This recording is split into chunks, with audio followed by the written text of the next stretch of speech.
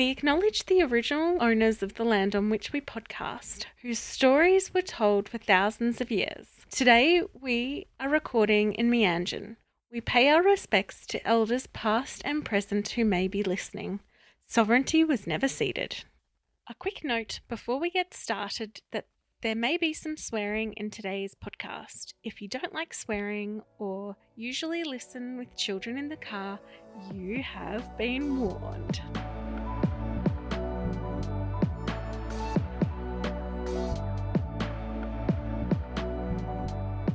You're listening to What in the NDIS Now, a podcast where I, Hannah Redford, and my friend Sam Rosenbaum interview participants and providers about all things NDIS.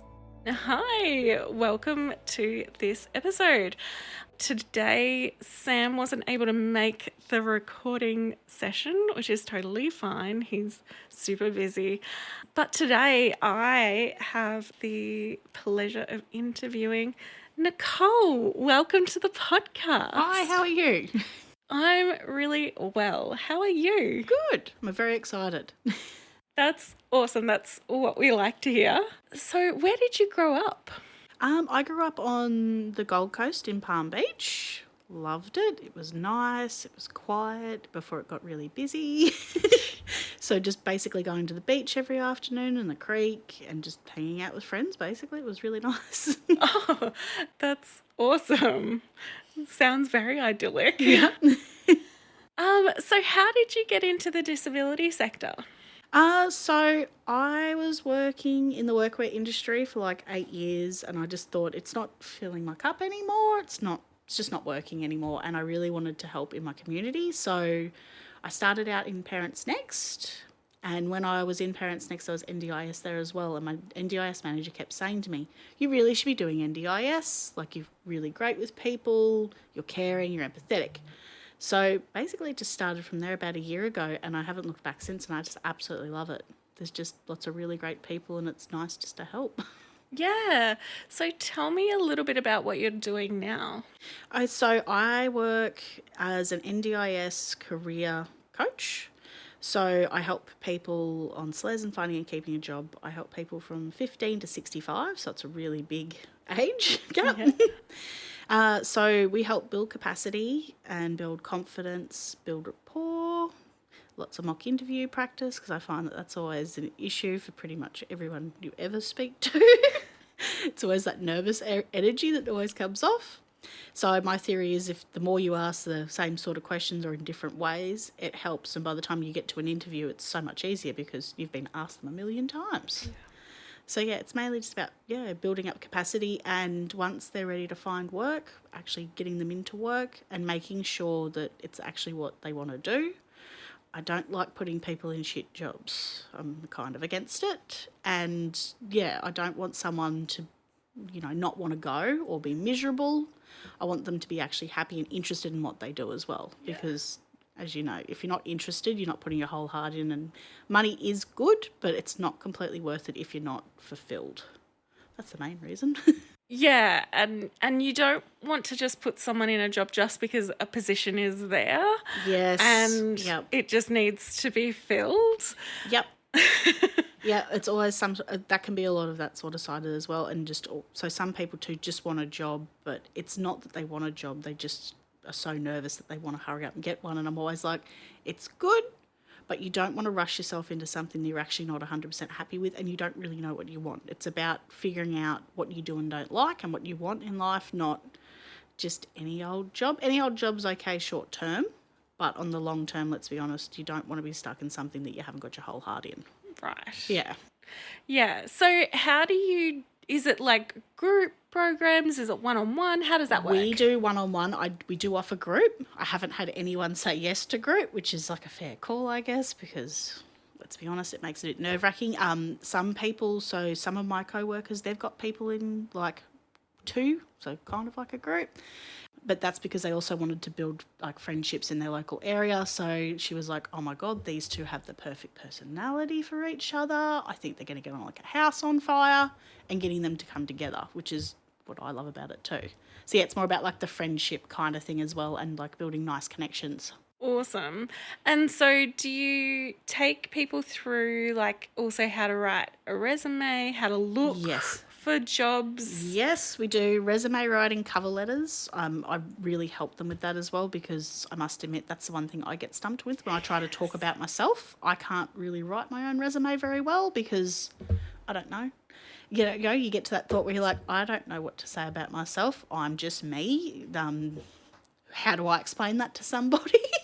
I'm me. Please just hire me. I'm me. I work good. That's like, there's not much more in it. I've literally wrote that down on a resume and I was like, right, this is not going to get me a job. So yeah, I help with resumes all the way through because I find it's a lot easier for them to tell me what they do and don't like and interests and skills and stuff, and then me put it in like nice fancy words and make it look really pretty.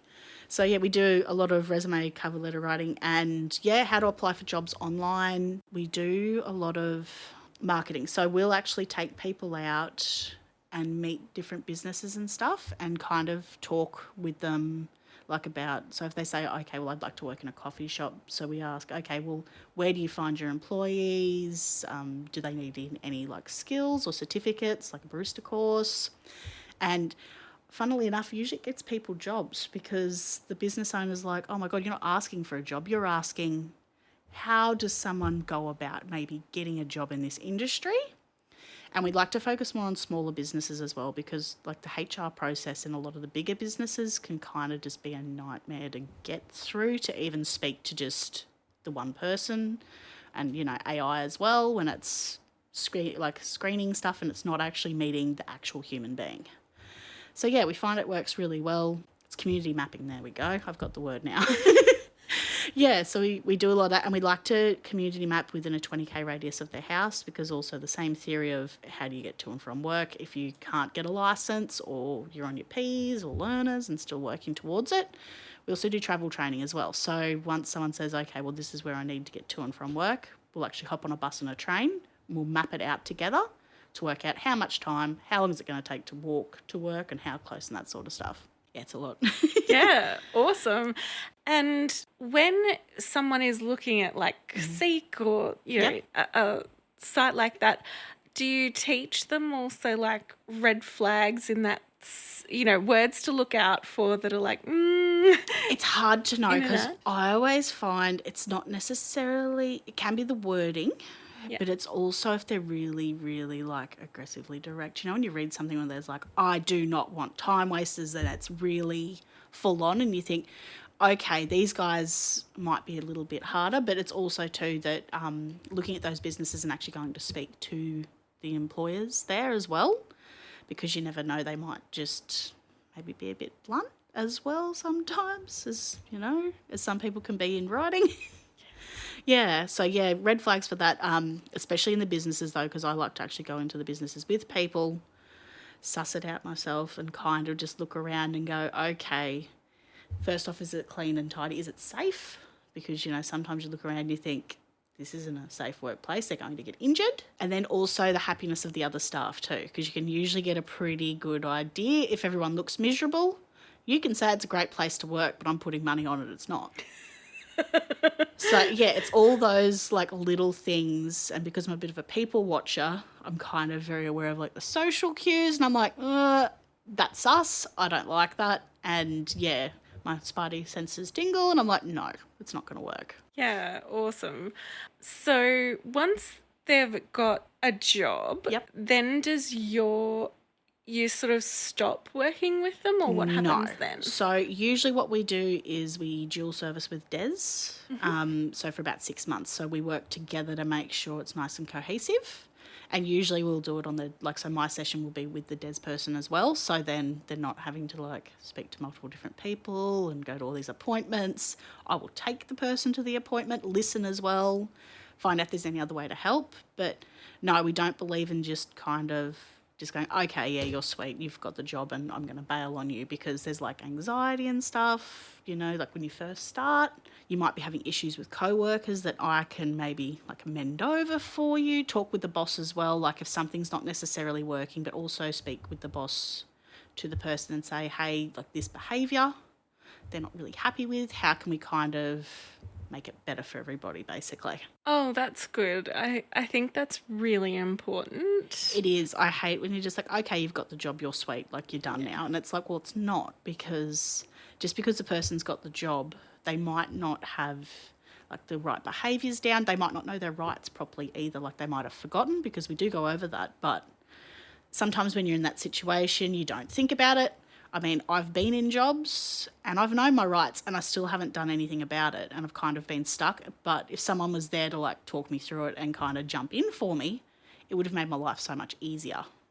Oh, absolutely. I've definitely been there myself. Yeah, you just, that iffy and area. you're scared because you're like, if I make waves, will I no longer have a job, or will it make for a hostile work environment? Yep. And that's the thing, like, you don't want to maybe even just rock the boat, because you don't want to be known as that person as well who's, always complaining and whinging, because I am that person. Yeah.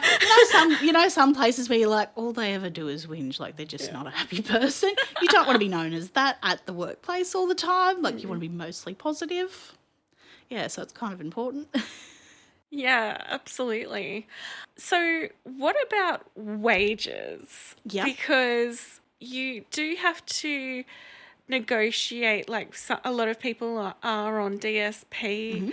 And is there like a set number of hours they're only allowed to work? So from what I know, and I don't know heaps because I know it's more of like a Centrelink issue, and, trying to get like a proper answer out of Centrelink sometimes is a little bit hard because they don't know. I'm pretty sure they can't go over, I believe it's 28 hours a week. I go for full open employment as well because I don't really like wage subs. The only reason I offer a wage sub is if they might be a little bit unsure and they kind of I need to let the person prove themselves. But yeah, I'm not big on offering wage subs or like that lower rate that's offered. I'm more for proper open employment because these guys deserve it. Yeah. So I want to quickly talk a little bit about wage subsidy because it is a hot button topic at the moment. Yeah. So what does that often look like? So usually if a person says, hey, I really want this job, the employer might be a little bit unsure because, like I said, they might not be sure about the disability and how that's going to look in the workplace. They might be new to knowing disabilities as well because, some people just don't know. So it's about 10 weeks is offered as like a wage sub. So it's kind of like we will pay like a part of their wages for you to employ them, kind of see how great they are basically. And then after that, it goes back to normal like employment, like open proper employment after that. So it's just more to get the person the job at the start to prove themselves. And then the wage sub goes away after 10 weeks. Yeah. Some people don't know what they want to do or what 100%. Kind of job to go into. 100%. How do you help figure out with them what is that process of sort of vocational figuring out? So we meet in homes and in like local areas. So we like to get to know the person, their friends, their family, because also the family know their interests. We kind of like to call ourselves investigators as well because we will ask, okay, so what are your hobbies? What do you do in your spare time? Like, so some of them is like computers. They're really obsessed with things. And I'm like, well, this would kind of be perfect. Have you thought about doing something in computers? Because they get hyper-focused. And I'm like, it's not really working when you're enjoying yourself that much. You're just having a great old time tinkering and figuring things out. So it's more about getting to know the person, not just going, oh, okay, these are the jobs I've got. It's more about, okay, what are your hobbies, your interests? Do you like being outdoors? I've got one fellow who's going to be doing landscaping because he absolutely loves being outdoors. So it's, more about finding what the person actually enjoys doing in their free time. Also asking their family and their friends too, what do you think they might enjoy or what are their hobbies? Because, again, friends and family usually will always know a person better than you ever will when you're coming in. And it's more about getting to know the person. Like, it's a nice proper process, not just, oh, okay, I think you'd be great at this and then doing that. We do, like, also the personality testing as well. It's handy, but also just because your personality says you'd be really great at this, you might not enjoy it. So we kind of I use that as like the last stopgap when someone's really like, I still really just don't know. So it's more about figuring out, like I said, what they do and don't enjoy and finding a job that works for them in that industry. Yeah, and I think for me in my journey, has definitely taken just doing a job, any job, Yep. and then going, oh no, hang on, I don't like that. But then that has sort of led into something else. And then a bit like what you were talking about being in Next, and then someone saying, oh, you could be in the NDIS. Like, that was the same for me. Yeah. I was at a company, and a support company, and they said, hey, the NDIS is coming in now. Do you want to change roles? Yeah. And, you know, that's how I became a support coordinator. And at first, I had no idea what that meant. Yep. And so, you know, I think that's how you sort of find where you're sort of supposed to be.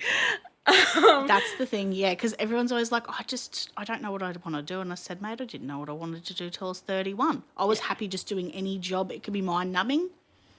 Didn't really care. I never really thought much about it. But like I said, it hit a point for me where I was like, I really want to help my community.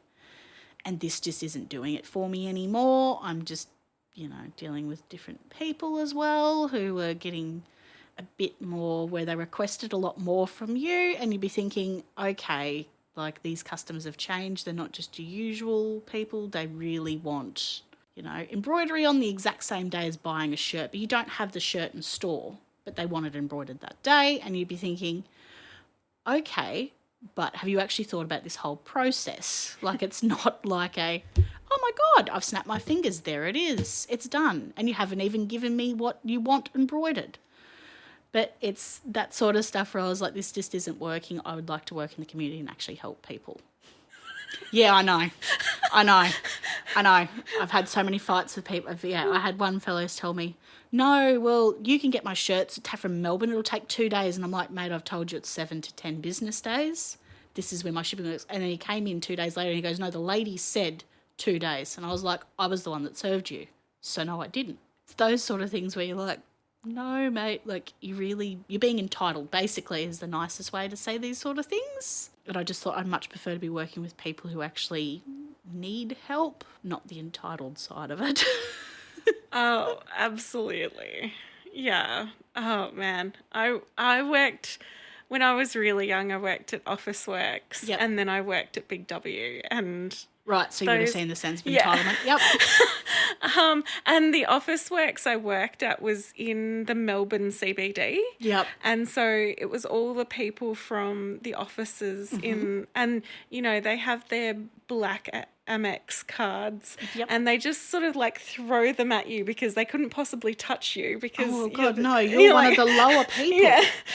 Or the money, you'd have your hand out to get the money, and they just throw it onto the bench next to you, and you're like, yeah, okay, you can actually just hand it to me. Give it to me. Must have been a couple of times I would then just throw the money back at them, like the change back at them, and they kind of look at me horrified, and I'm like, I'm just doing the same thing as you were doing, so is this not the correct behaviour that we're using? Yeah. Or the people who don't understand how to shop in a shop, and they just expect that they can go to the front and just say, I want one of these and 12 of these and whatever. And I was like, no, you have to go around and pick up the things yourself. Yeah, and it's okay to come and ask a staff member and go, hey, I actually don't know where this is. Where is this located? But you can't be like, no, you go get it for me and bring it to me. It doesn't really work that way. No, it always mystified me, the people who didn't understand how shops work. I'm like, I'm confused. Yeah, and like I said, it's the entitlement sometimes where they're like, well, I'm a paying customer. And I'm like, well, yes, you are, but the customer's not always right. I know they always say that, but I'm like, no, you're not. You're actually wrong here. I know you're wrong. I'm trying to find a nice way to say this to you, but you're actually wrong. Yes. Yeah, I wholeheartedly agree. Yep. I'm also a bit radical about it these days, in that, a bit like national service, what I think should happen is that when everyone turns 18, they have to do a year of working in retail, and that way, as you become a bit older, you understand what it is to work in retail and just be polite to people who are working in retail, because it fucking sucks. It really does. It's the same though, like so McDonald's, and you know, like they're kind of prone to mucking up your order and that sort of stuff. And everyone gets angry and I'm like, yeah, but let's be honest, they're 15-year-olds and they're trying to chat each other up. It's that mindset. They're not really thinking about work. They're coming here to like pick up and hang out with friends basically and get paid to do it.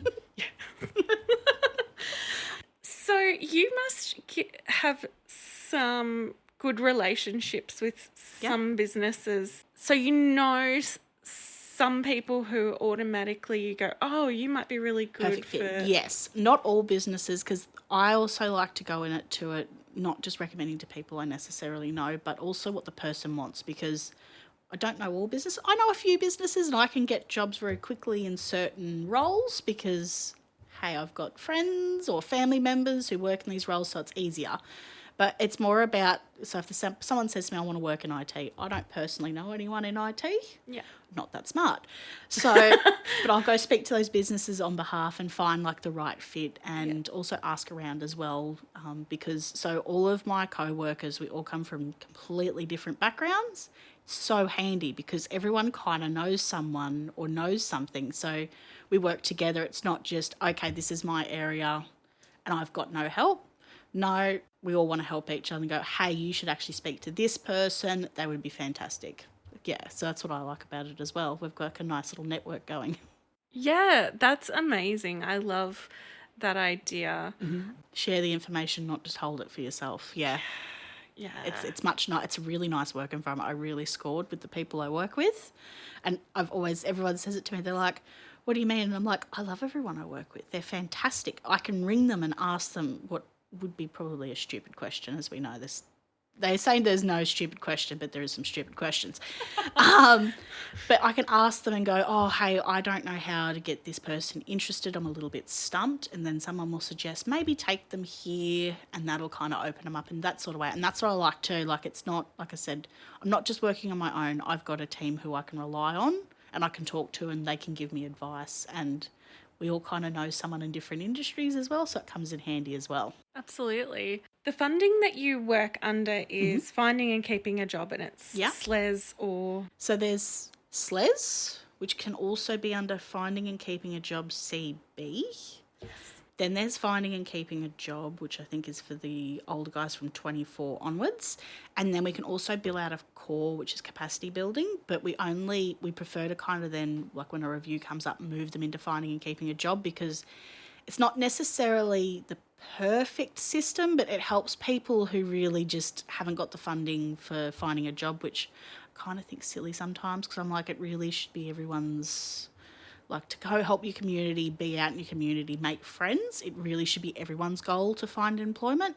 I know there's some people that it's not, but it really should be like the end goal, I always think, because, you know, it brings so much happiness and joy, and you find that people are a lot happier when they're out talking with people and, you know, making friendships and that sort of stuff. If you're home all the time on your own, like as we know over COVID, everyone kind of got a bit depressed because we weren't hanging out with everyone like we usually would.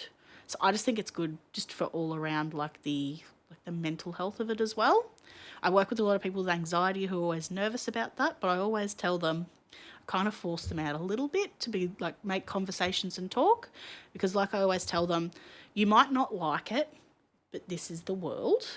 And the less you do it, the harder it's going to get, and you're going to get more in your head about it. So the more you can get over and done with it, you might not like it, but you can do it. And that's the most important thing, really. So how often are you able to see a participant? So I see all of my guys weekly. SLES is usually 2 to 4 hours. I usually break them up. It's usually, most of them are 2 hours though, because I do quite a lot. Like, it's a very intensive session. 4 hours is just too much for both of us, because mentally it's just draining on either side. And plus, if you actually ask someone after a 4-hour session, okay, so what did I say in that first 20 minutes? Could not tell you. To be honest, half the time I can't tell you because I've forgotten as well. So I like to keep it short and sweet, and I find that people are then retaining the information a lot easier than someone just basically talking at you the whole time. Yeah, so sometimes they might just have the funding for 2 hours, sometimes they'll have it for 4 hours. SLES is one bulk rate. So no matter how many hours I see a person, it's one bulk rate. But also with SLES as well, we work more in the background as well for other things to like kind of make up those hours as well to help them a bit further along. With core and finding and keeping a job, unfortunately, we've kind of got to keep it billed at the hourly. I will do background work, but I then have to charge for that time as well. So I usually try to do it all in that one session so I don't have to then add on more time because I don't really like doing it if I don't have to. Yeah, okay. So do you want to tell me a bit more about SLES in general and how some of that works? Yep, so SLES is obviously, like I said, building capacity and being out in the community and getting them to know their community.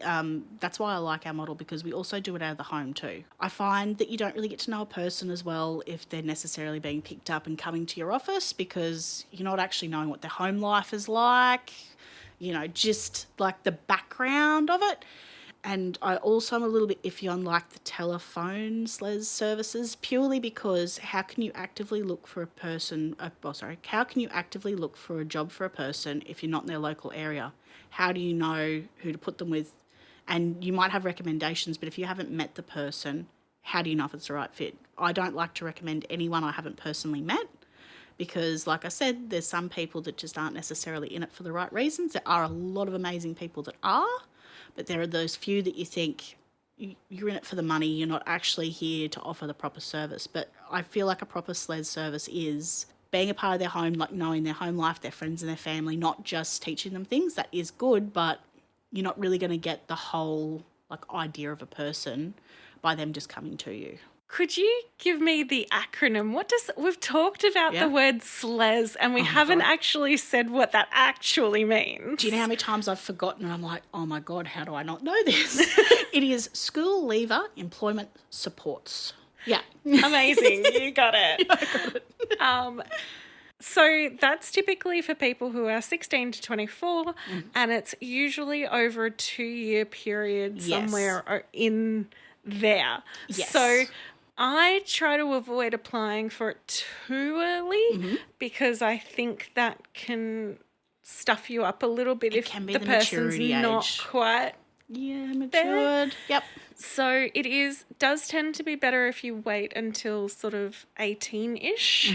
I personally actually think this model should be delivered to everybody, because let's be honest, most 18-year-olds, even as a teenager when I first started work, I thought I knew everything. I had no idea. I had no idea about my rights as an employee, like an employee, you know what I mean? There's a lot of things you don't know, which I'll teach people, and I'm telling them, like, to be honest, everyone should know this stuff, because you don't realise it, you kind of get taken advantage of, and then you have to go on that hard road of learning, which can take years, or some people end up being stuck because they never really get out of the mindset and they've been beaten down a little bit. So, yeah, it's more about making sure, you know, it's the right fit, but also too that I actually think these are skills that everybody should know. Yeah, it's really important. Do you also talk about things like hygiene? Yes, we do. And how to groom and dress yourself so you're dressed and hygienically ready for work? Yep, I always explain, okay, you know, what's the shower routine, especially for a job interview, how do you want to look? Have your hair brushed or cut? You know, there's those certain things. I always tell, especially the blokes, I always joke with them, make sure to put on the perfume. And they're like, it's cologne. No, I'm like, no, it's perfume. You want to smell nice and make sure everyone else thinks, wow, they smell great. But yeah, it's also when they get the job as well, explaining these are the routines you need to keep up. Like, it's not just okay, I've got the job, I will just go back to showering every other day. I'll wear deodorant occasionally. No, these are important things that you need to know. You got to change your underpants every day. Oh, why?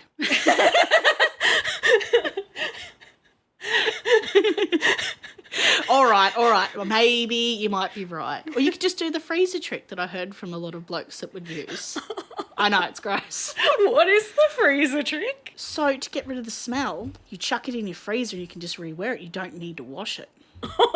I know. Isn't that just super hygienic and clean? So what about the food in your freezer? Oh, look, I don't know. I've never personally attempted this. When I was told it, I was a little bit horrified and disgusted, and they were confused as to why. But, you know, explain to people that, like, hey, it's really not that hard to chuck it in the wash and chuck it on the line. But no, look, sometimes it is. also, I think that, I do see for people with autism, you know, transition is hard. And there's a transition in getting all your clothes off and getting fresh ones on. And that can be really tough for some people with autism. And I totally appreciate that. But at least at a minimum, you have to change your underpants. I just always think deodorant, especially in the weather that we have, like how hot it is. We all know if you forget deodorant, how bad do you smell?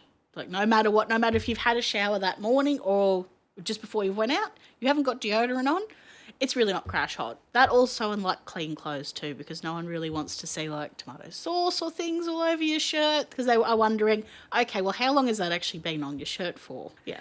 Yeah, absolutely. I had a participant who misunderstood about breaks. Yes. And went to work and they were like, okay, you can go on like lunch. And then he left and came back like 3 hours later because hadn't understood there's like time it's limits. like a 30-minute break, maybe a 3-hour break. Yep. Yeah. So I'm guessing you also sort of touch on those. Yes, I explain that. I also too recommend having a timer and going, okay, so find out how long your break is, pop your timer on, and then you know, okay, well, this is when I start work. I've also had to explain to a couple of my people because they're like, oh, no, I just keep working until I get the job done. And I'm like, okay, well, that's nice, but if you're not having a sip of water as well, because, you know, sometimes they're just so focused, they're not drinking water, they get dehydrated, sick, especially out in the heat, you know what I mean? Could you imagine landscaping right now and not regularly sipping water? You're probably going to get heat stroke. You probably will anyway. But you know what I mean? It's going to be a lot worse. And making sure they realise that, like, hey, look, food's fuel, and I get that you want to complete this task, but sometimes you need to eat, and it'll make the job a lot quicker as well, because if you're hungry as well, your brain usually doesn't function that great, and you're not really thinking, and it's going to take you a lot longer than if you just had a half an hour break or even 10 minutes, had a quick bite to eat and got back to work. Yeah, we had this thing at Big W where we'd have to go across the entire store to the back, and that's where like our tea room was. Yeah. And the idea was that you were supposed to be back at the register at the front of the store by the time you're half. So really it wasn't half an hour because you had to spend 5 minutes walking from one end of the store to the other. Yeah. And I personally never stuck to that rule because I was like, bullshit to that. I'll be back at the in 35 minutes because there's no way I'm cutting into my break. No, but it's also too that, like, I remember, so some jobs I would start like an hour early thinking, you know what, this is really getting me further ahead. It really wasn't. I realised very quickly that no one's really that thankful and you're pretty replaceable. You'd like to think you're not, but you are, and no one's really going to thank you for all the extra work. It's the same that I would go for lunch. I would have 2 bites to eat and someone would be like, I need your help, so I'd have to go down. But no, that was still taken out of my break time. I wasn't actually able to have a proper lunch. So I've learnt like clear boundaries and explaining that to people as well, because you don't want to be taken advantage of and used. And it happens more often than not because they're not going to be, like I said, really thankful. Be like, oh my God, you started an hour earlier day. They're not thanking you for that. Yeah, and you kind of realise very quickly that, you know, they appreciate it kind of, but they don't really care. If you get sick or whatever and they replace you, it just happens very quickly. Absolutely. Have you got any success stories that you want to tell us? Ooh, keeping in mind privacy, and I understand that, but like in a vague way. So I've got a few people into employment. So one lady I have, she really, really wanted to work at Woolworths. It's just all she wanted. Could not see anything else. I mean, I tried she just wanted Woolworths. So, and she just wanted click and collect. It was very regimented and set, you know, ASD tendencies, I guess, sometimes, so that sort of stuff. It's just this one sole focus. There is nothing else. It took us about 6 months because, you know, the HR process is a nightmare. So I was banging down Woolworths doors and basically harassing them a little bit, or canvassing. And, yeah, we So we figured out some like loopholes and stuff on how to kind of get your resume ahead in Woolworths. So we got her the job. She was so excited and she's loving it. So yeah, it's just, yeah. I'm so glad she actually loves it, because it would be really unfortunate if I know she she built hates it up in her mind and then finally got it and went, oh my gosh, this sucks. She did have a lot of anxiety at the start of it, and I was like, yeah, well, these are the things. We worked through all of that. I've got another one. He just wasn't sure. He was getting into a lot of trouble. He's 15, so, idle hands make for the devil's, playground. So I spoke to his mum and she just said, we just want him tired. He just needs to work because he doesn't want to go to school. He needs to be tired. And I couldn't agree more, because you know what? When you're working pretty full-on hours, you're not really inclined to get into trouble because you're too tired. And also you've got money now too. So I actually got him working in my father-in-law's asphalt company because I thought, you know what, he likes being outdoors. These guys as well. Also too, he told me that he wasn't afraid to go to jail and that he wanted to go to jail, and, the 15-year-old mentality. So my father-in-law has a couple of ex-cons. So I said, could you please explain actually what prison's like for him? Because he needs to know the real world consequences of it, because he was always like, I'll be fine. And I'm like, mate, there's no one that's fine in jail. It's not good for anybody. Everyone gets bullied, harassed, and you know what else happens. So yeah, you don't want to. So he changed pretty quickly. He's changing his life very quickly because, like I said, they had some real conversations about the real world and actually what it's like, and he's really enjoying just working and being a part of a crew, because that's what they like to call themselves, and just, being with the boys basically and working. Doesn't particularly, I said, well, how's the job? He goes, it's shit work, but it's good money. And I was like, well, that is accurate. And I said, but do you hate actually being around everyone? He goes, no, I like that. I just don't really like the actual physical part of it sometimes. He said, but I still want to go. So I was like, well, that's great. You sometimes can't get all wins, but the money sometimes is great. And he's got a really good connection with the work crew because they've got a couple of teenage boys as well. So it kind of just did everyone good. Oh, that's so important to like your co-workers. I find it's usually more important to like your co-workers than it is the job, because the job might be a bit mind-numbing, but it's usually not so bad if you actually like the people you're with, because that makes a better day. Because even if it's the dream job and you absolutely love the job, if the co-workers are crap, it's crap. It's not good. It makes the whole day so much longer and harder, whereas at least if you had laughing and, having fun, within reason, of course, at work, it makes the day go a lot quicker and everyone's happier. Absolutely. Awesome. So our final question is, in your ideal world, what would the future of the NDIS look like? It's a bit of a hard one because there's lots of different parts to it. Definitely making it easier to get NDIS plans. I've seen the paperwork that people have to fill out and it's a nightmare. I don't want to do it. And I understand, especially with parents, why they don't want to do it as well, because a lot of the parents have disabilities as well, and it makes life just so much harder. Because I haven't got a disability. I've looked at the paperwork and I'm like, I don't know what you want from me. I don't want to do this. So then they put it aside, and sometimes kids get kind of on the plans far too late when they probably could have gotten help a lot quicker. I think it's always so good to know some good support coordinators, because they will know, who to help. There's some that do it pro bono as well, which I know a few, and I always say, well, these guys will help you out. At least give you a rough idea of what you need to do, because like I said, you read it and you think, this is just a nightmare. I don't want to touch it with a 10-foot pole. And I understand why parents avoid it, because like I said, I don't want to do it. So making NDIS plans easier, just making it more accessible, everything more accessible for people with a disability too, because I don't think they think about that. If the parents have a disability, how much harder it is to actually fill out that paperwork. I feel like there needs to be a better system for those types of cases, so people can actually get the help they need and not kind of be stuck and backed into a corner. Because it's a little bit alarming, but I really just hope for the future that things are a little bit more, we've got a little bit more diversity and equality put in it as well, because I don't know, I find that there's just not a lot of knowledge as well around the NDIS. No one completely knows one hand saying to the other sometimes, as we know. So I just think everything just needs a shake-up, and we can see the shake-ups already starting. I'm hoping that it's all for the positive. I'm guessing there might be some things that probably aren't crash hot, but you know what? Hopefully processes will be better and life will just be made easier for people with a disability.